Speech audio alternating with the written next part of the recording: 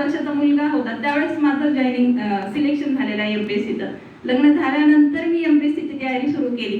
म्हणून मला एक खूप अभिमानाने सांगावंसं वाटतं की लग्न झाल्यानंतर सुद्धा आपल्या घरच्यांनी आपल्याला पाठिंबा देणं ही खूप खूप मोठी गोष्ट आहे. की ज्यावेळेस मी एक्झाम देत होते, परीक्षा देत होते लग्न झाल्यानंतर, शेती वगैरे घरी भरपूर आहे, ज्यावेळेस शेजारचे सर्व म्हणायचे, सासूबाईंना म्हणायचे की मुलगी बांधावरून फिरली तरी पण बसून खाईल, तिला काय गरज आहे एक्झाम आणि परीक्षा या सगळ्या गोष्टी करायची. कारण एक्झाम देताना आपण ओढाताण सगळी पाहत असतो, मुलं असतात, त्यांना सांभाळून सर्व करायचं असतं. तर सासूबाईंनी एकच वाक्य त्यावेळेस म्हटलं होतं.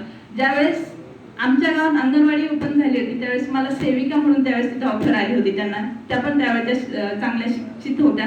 परंतु त्यांच्या सासू सासऱ्यांनी तुला गरज नाही, तू नोकरी करण्याची काही गरज नाही, घरी आहे भरपूर, तू घरी बस.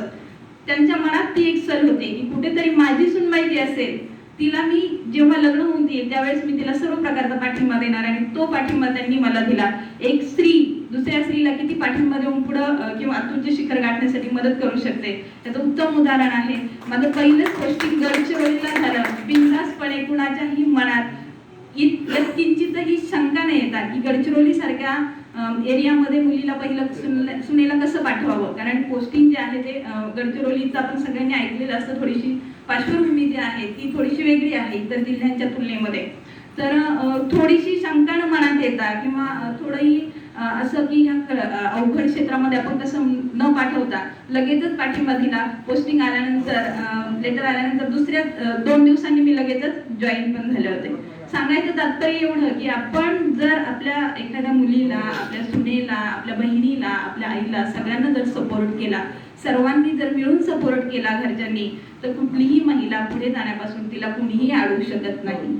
त्यामुळे उपस्थित सर्वांना आव्हान आहे की अशा पद्धतीने तुम्ही तुमच्या घरापासून, आपण आपल्या घरापासून सुरुवात करूयात, मग बाकी इतरांकडे बोटं दाखवूयात. आपण आपल्या घरातली मुलगी जी आहे तिला पूर्ण शिक्षण देऊ, तिला तिच्या स्वतःच्या पायावर उभं करू आणि त्यानंतर बाकी ज्या गोष्टी असतील, लग्न विवाह या गोष्टींचा विचार करू. आणि पत्रकार बांधवांना पण माझी विनंती आहे की आपल्या रायगड जिल्ह्यामध्ये थोडं बालविवाहाचं प्रमाण, कर्जत वगैरे साईडला पण जास्त आहे. शासनामार्फत पण बरेचसे त्याच्यावरती उपाययोजना केल्या जातात, परंतु तो विषय पण कुठेतरी पुढे यायला हवा. बालविवाहाचं प्रमाण हे कमी होत चाललेलं आहे, परंतु ते शून्यावर यावं यासाठी आपण प्रयत्न करणं अपेक्षित आहे. प्रत्येक मुलीला असं वातावरण भेटलं पाहिजे किंवा प्रत्येक वडिलांना असं सिक्युअर वाटलं पाहिजे, अशी परिस्थिती निर्माण झाली पाहिजे की कुठल्याही देशातल्या कानाकोपऱ्यात मुलगी नोकरीसाठी जाण्यासाठी जर इच्छुक असेल तर तिला बिनधास्तपणे पाठवता आलं पाहिजे. एवढं संरक्षणात्मक वातावरण देशात तयार झालं पाहिजे. यासाठी आपण एक नागरिक म्हणून आपल्या स्वतःपासून सुरुवात करूया. जाताना फक्त एकच सांगते, हमारे आंखों में ज्वाला है, आप हमें प्रकाश दो. हमारे आंखों में ज्वाला है, आप हमें प्रकाश दो. हमारे हाथों में पृथ्वी है, आप हमें आकाश दो.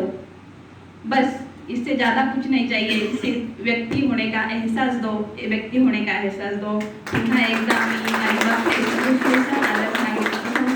सर्वांचे खूप खूप मनापासून आभार मानते. या ठिकाणी मला आमंत्रित केलं, बोलण्याची संधी दिली आणि सर्वात विशेष म्हणजे आज सगळ्यांचं या 4 पुरस्कारार्थी या ठिकाणी जे काही बोललेत त्यांचं मनोगत ऐकण्याची संधी मला उपलब्ध करून दिली, त्याबद्दल खूप खूप धन्यवाद.